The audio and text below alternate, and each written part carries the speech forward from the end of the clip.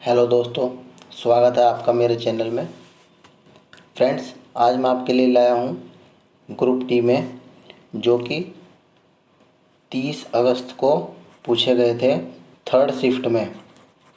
Group D के paper में जो 30 अगस्त को थर्ड शिफ्ट में पूछे गए थे, जितने क्वेश्चन मुझे मिले हैं उनको मैं आपको बताने की कोशिश करूँगा। ठीक है, तो चलिए स्टार्ट करते हैं वीडियो। पहला प्रश्न है, वर्ष 2022 में आयोजित 35वें अंतर्राष्ट्रीय सूरजकुंड मेले में फोकस कौन सा राज्य था? इसका सही आंसर होगा जम्मू कश्मीर। ठीक है, भागीदार देश था उज्बेकिस्तान और ये हरियाणा के फरीदाबाद ज़िले में आयोजित किया गया था। अगला प्रश्न आया था, बजट 2022-23 में घोषित पीएम DEVINI योजना का संबंध किससे था?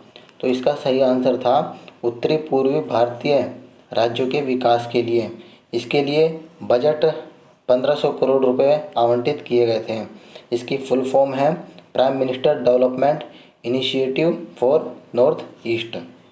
ठीक है, नॉर्थ ईस्ट राज्यों के विकास के लिए ये योजना संबंधित है। अगला प्रश्न है आया था, आईसीसी द्वारा किस खिलाड़ी को यानी कि महिला खिलाड़ी को 2021 का क्रिकेट ऑफ द ईयर चुना गया था? वो थी स्मृति मंधाना। अगला प्रश्न आया था, कम कीमत वाले उत्पाद जिनकी मांग कीमत के साथ बढ़ती है क्या कहलाती हैं वे? जीफेन वस्तुएं। अगला प्रश्न आया था, खेतड़ी की कॉपर खान किस राज्य में स्थित है? तो इसका सही आंसर था राजस्थान। दक्षिण की गंगा किस नदी को कहा जाता है? गोदावरी को दक्षिण की गंगा नदी कहा जाता है।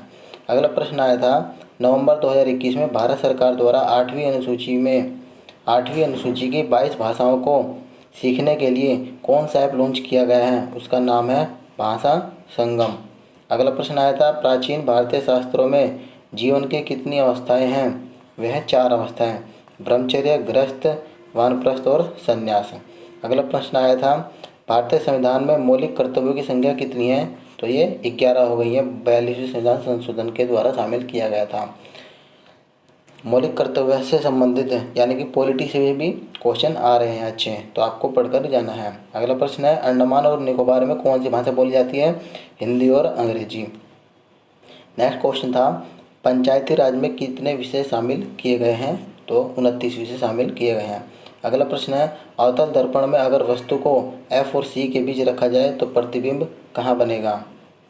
ये था, अगर F और C के बीच में वस्तु को रखेंगे तो वस्तु उल्टा बनेगा, वस्तु से बड़ा और C से दूर बनेगा। ठीक है, चलिए अगला प्रश्न है, 7वीं पंचवर्षीय योजना में सरकार ने किस पर सबसे अधिक फोकस दिया?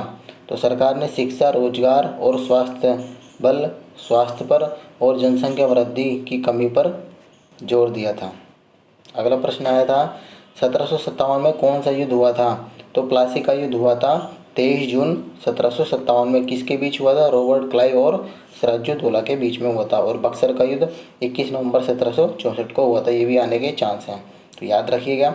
अगला प्रश्न है, अवतल लेंस के लिए क्षमता -40 डायोप्टर है तो फोकस दूरी बतानी है। तो इसका सूत्र होता है D = 1/f।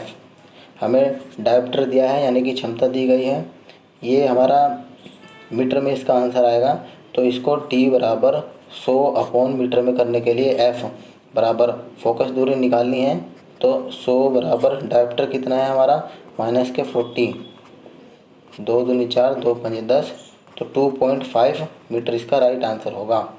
ठीक है फ्रेंड्स, चलिए अगला प्रश्न हमारा है, लेंस से संबंधित क्वेश्चन आए थे। ठीक है, तो 20 सेंटीमीटर फोकस वाले अवतल लेंस से 30 सेंटीमीटर की दूरी पर और 3 सेंटीमीटर ऊंची वस्तु को रखने पर प्रतिबिंब कैसा बनेगा? तो इसमें फॉर्मूला लगेगा 1/f बराबर 1/v माइनस 1/u।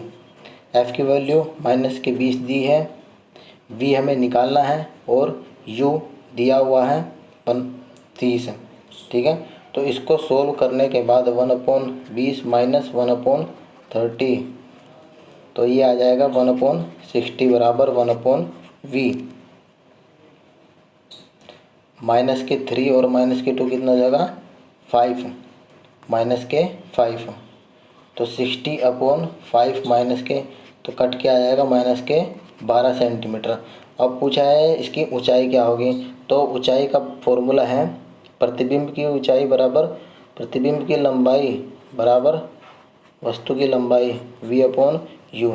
तो हमें निकालना है प्रतिबिंब की ऊंचाई, तो y डैश बराबर हो जाएगा v इंटू y/u। v की वैल्यू दी गई है 12/30 और y की वैल्यू है 3। तो 3 10 कट गया और 2 6 12, 2 5 10। तो ये आंसर होगा 1 सॉरी फ्रेंड्स, ये आएगा 1.25 यानी कि 1.2 सेंटीमीटर। ठीक है। अगला प्रश्न हमारा है पराबैंगनी किरणों से कौन सा रोग होता है, तो त्वचा कैंसर का रोग होता है, स्किन कैंसर। ऑक्सीजन के बाहरी कोश में कितने इलेक्ट्रॉन होते हैं, 6 होते हैं। ठीक है, संयोजी इलेक्ट्रॉन 6 और संयुक्ता 2। अगला प्रश्न आया था एक उत्तल लेंस की फोकस दूरी 10 सेंटीमीटर 15 सेंटीमीटर दूरी पर रखी वस्तु है, तो प्रतिबिंब कहाँ बनेगा, तो इसमें फॉर्मूला लगा देंगे 1/f 1/u v minus 1/u। तो 3 में से 2 गए 1, तो 1/30, तो इसका आंसर आ जाएगा 30 सेंटीमीटर। उल्टा बनेगा, वास्तविक बनेगा और वस्तु से छोटा। अगला प्रश्न आया था थायरॉक्सिन हार्मोन के कारण के निर्माण के लिए किस तत्व की आवश्यकता होती है, तो आयोडीन की आवश्यकता होती है। अगला प्रश्न था चूना पत्थर के वियोजन से क्या बनता है, जब इसको तोड़ेंगे तो क्या बनेगा, CO2 गैस बाहर निकलेगी। ऑप्शन में यही था। अगला प्रश्न आया था pH मान से संबंधित कथन दिए गए थे, जिसमें था जर्मन भाषा में pH मान का मतलब होता है पोर्टेंट ऑफ H होता है, या pH का मान 0 से 16 के बीच होता है। तो इसका सही आंसर होगा पहला सही था और दूसरा ऑप्शन गलत था। अगला प्रश्न हमारा है बेकिंग सोडा का उपयोग कहाँ किया जाता है, तो खाने में, बेकरी में, शराब में, अग्निशामक में और CO2 के निर्माण में बेकिंग सोडा का प्रयोग किया जाता है। अगला प्रश्न आया था ऑक्सीशोषण में क्या होता है, तो ऑक्सीशोषण की वह पद्धति होती है जिसमें ऑक्सीजन की उपस्थिति अनिवार्य होनी चाहिए तथा इसमें भोजन का पूर्ण ऑक्सीकरण होता है। इस क्रिया के अंत में पानी, कार्बन डाइऑक्साइड और ऊर्जा का निर्माण होता है। अगला प्रश्न आया था मानव मूत्र यानी कि मानव यूरिन में पानी की कितनी मात्रा होती है प्रतिशत, तो 95% होती है। अगला प्रश्न आया था रक्त में कौन सा सर्वदाता समूह है, तो O जो है सर्वदाता समूह है, AB सर्वग्राही है। अगला क्वेश्चन फ्रेंड्स, मुझे इतने ही प्रश्न मिले थे। ठीक है, अगर आपको अपने प्रश्न शेयर करने हैं तो मुझे कमेंट बॉक्स में लिखें। ग्रुप डी का अगला फेज़ शुरू चल रहा है, तीसरा फेज़। अभी जो पेपर होगा उसमें जो ज़्यादा से ज़्यादा क्वेश्चन कवर कराने की कोशिश करूँगा। वीडियो पसंद आई हो तो दोस्तों में शेयर करना ताकि उन्हें हेल्प मिले जिनका पेपर है। चलिए मिलते हैं नेक्स्ट वीडियो में। धन्यवाद।